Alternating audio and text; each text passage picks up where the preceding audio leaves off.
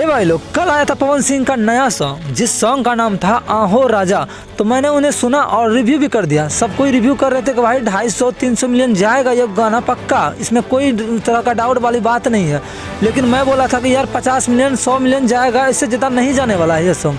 लेकिन भाई आज मैंने जब होम थिएटर में लगा के जब बजा रहा है इस सॉन्ग को, तो मुझे तो अलग ही प्रकार का फील आ रहा है भाई।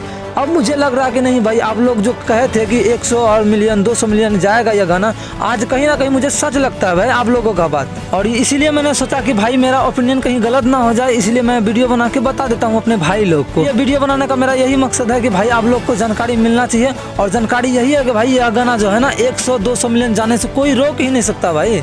किसमें दम है यार, चली पवन तो रोकी कवन। और हाँ, एक बात तो मैंने बताना भूल ही गया भाई, क्योंकि देखिए पवन सिंह का गाना के साथ यदि प्रियांशु भैया का म्यूजिक आ जाए, ओहो क्या कमाल का लगता है भाई।